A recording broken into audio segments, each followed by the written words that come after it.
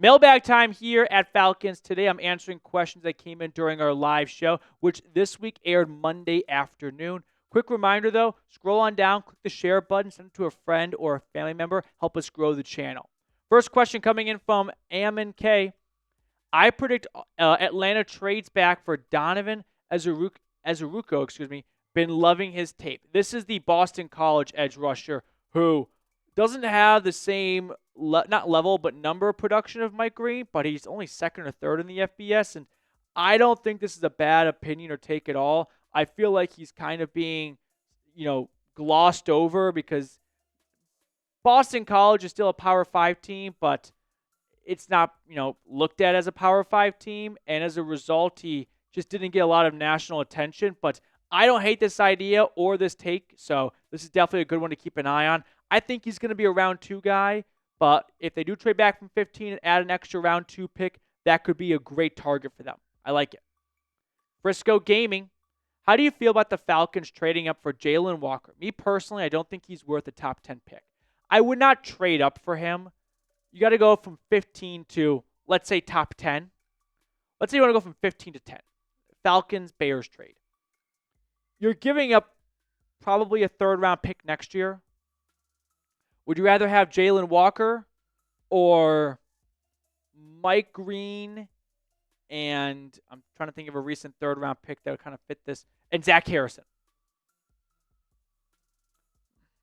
Zach Harrison doesn't really move the needle much for you, but there are lots of really good third-round picks in recent history as well. So I would agree that Jalon Walker's probably not a give up multiple picks type of player worthy.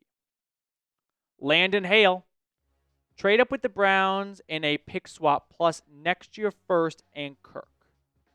Okay, so you're saying 15 to 2, and you give up 2026 first-round pick in Kirk Cousins. It's going to take more than that. Because at this stage, you're valuing Kirk Cousins at around a second-round pick. Right? Because if you could swap out Kirk for a second, would it be fair then? I'd still say that's an underpay for pick number 2. Keep in mind when the 49ers went from 12 to 3 for Trey Lance, it cost them 2 future firsts. And you're talking about 1 future first and an expensive old quarterback. So the Browns laugh and hang up here. Andrew Beto, do you think if we traded back and grabbed Malaki Starks or Nick Emmanwori, then drafted edge later on, that it could work? I would push against Starks or Emmanwori in round 1.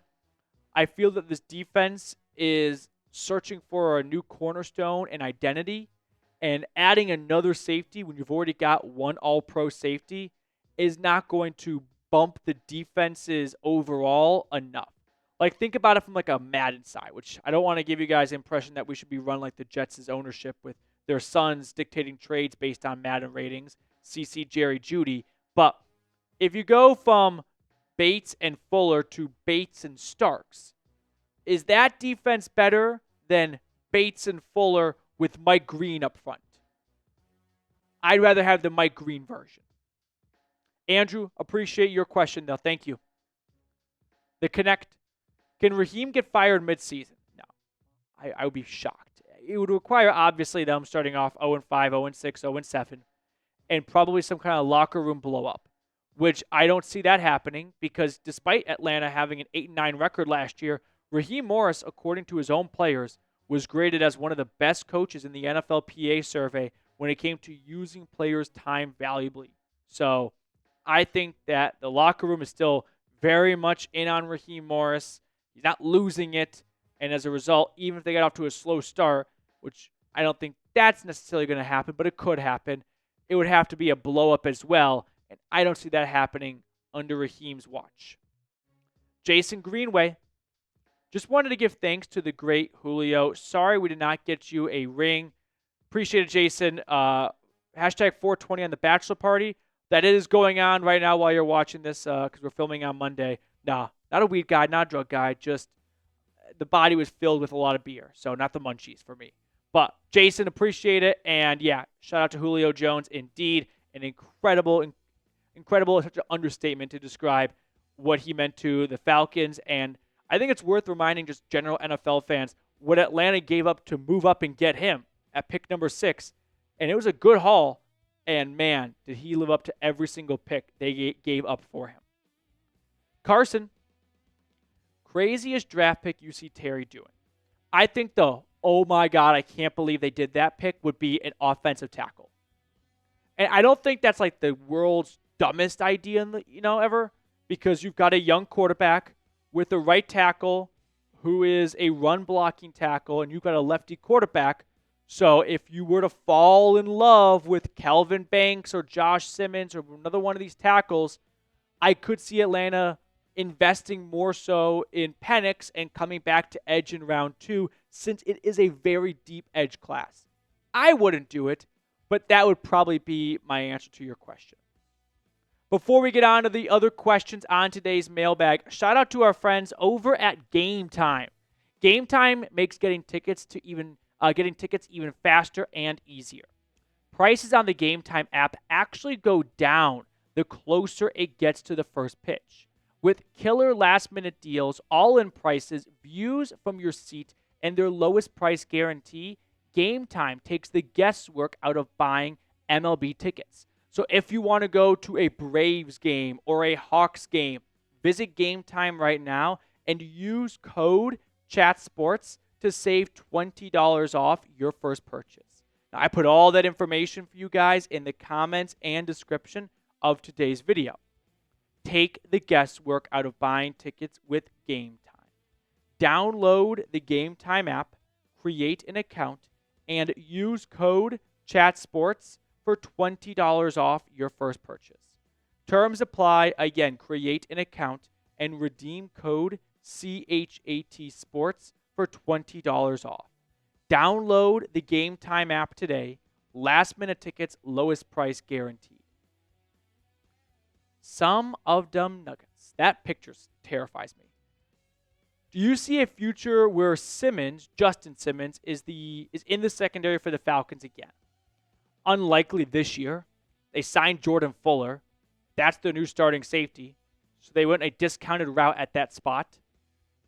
It would have to be, I think, in 2026. Yeah, next 12 months from now. And who knows by then? Maybe. Unlikely, I'll say. Dat one Falcons fan. What's more likely? Drafting Mike Green at 15? Going DB in round 1 and edge in round 2? Trade back in round 1 and get Ezruaku? Trade Pitts and Kirk to trade up and get Abdul Carter? Long time on here. Okay, let's go from most to least. Most likely, I'll say, is drafting Mike Green. Stay put at 15. I don't think there's going to be a lot of phone calls coming from the back of round 1 to 15. So, stay put. See if he falls to you. Next in the likelihood chain, I would say, is trade back in round 1. I don't think there's going to be a lot of attention. I know I just kind of contradicted myself right now. But if there was to be some, teams in the 20s might look at the teens and go, man, if we want to get a first-round talent, we got to jump up 5, 6, 7, 8 spots. Because this year's draft class, despite there being 32 picks in round 1, are not 32 round 1 grades. So if you want a round 1 player, we got to move up and get one. So I'd go that with second. Third would be the going DB option. And then fourth is trading Pitts and Kirk and getting Abdul Carter. I think there's just too many moving pieces for me to say, yeah, that's definitely ahead of just staying put at 15. Connor, you're on screen. Do you think the Falcons are done with free agency? And if not, who do you realistically think they might target, assuming they aren't able to trade Kirk? I do think they are done with free agency. They'll probably make a few more, bottom of the roster signings, just fill out the depth chart, get to 90 players kind of move. But as for anyone over like $5 million a season, yeah, I think that window has passed us. Connor, appreciate your question. Skyline Merch TV, do you think this is a desperate signing or a value signing? Talking about the D. Alford signing. I think it's just a value signing. I have not seen the contract details yet, but I think it's going to be about a 1 year, $2.5, $3 million contract. And worst case scenario, you just got a good backup, right? Best case scenario, he wins the starting job and he bounces back from 2024. I like this move because of the low risk involved with it. You're out $2.5 million. All right. How many other corners out there were you going to find for $2.5 million you like more? ATL Falcons talk. Do you think that Judon could come back on a cheap deal? When the free agency first started, I thought that was a burnt bridge. It just didn't seem like the two sides had much of a desire to reconnect. Now that free agency has, progressed and all the big signings are over with and some of the money's drying up, Judon is probably going to have to lower his price.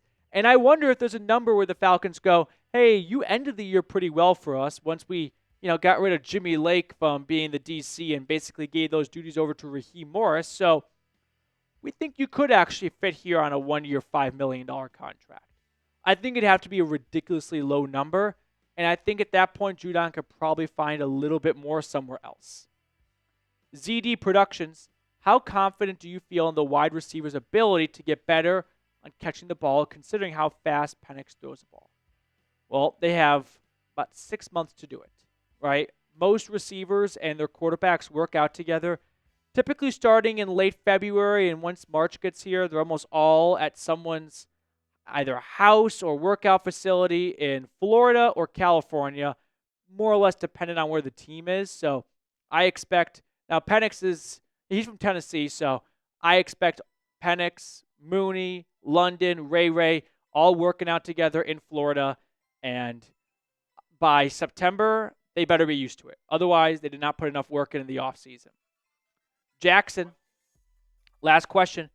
What do you think a Drake London extension will be, and do you think it's smarter to do it now or next year? I'm confident Drake London being a very good player. So if you get this done now, you'd probably save yourself some money down the road. If you're still a little bit on the fence about whether or not he's going to live up to what extension you'd give him, then you could wait. I don't think it's a bad idea for Atlanta to get this done in July, right? Get the draft over with. Then, as everyone kind of breaks for 5-6 weeks over the summer at the end of minicamp and going into training camp, when you get to training camp, I think there's no better way for London to start training camp off with a brand new contract in his pocket. After 3 years, you are eligible for an extension, and London has played 3 years. I think it could look like something around $26 to $27 million a season. T. Higgins just got a hair over 28, and I could see London being a little just bit short of that. So we'll call it 28, make math easy here, and I think it's $28 million over 4 years. What's the math on that? 110? 112. So 4-year, $112 million contract for Drake London. All right. Yeah. I just don't know who we're spamming 11 for. Oh, okay. I was like, Drake London's 5. No, I'm familiar with Julio Jones retiring. But I was like, I don't know what 11 has to do with Drake London. Yeah, for Julio Jones retiring. Like I said, we're filming this on Monday, not Drake London retiring. Spam 11 down below. Show the great one, some love. And that's going to do it for us on today's mailbag.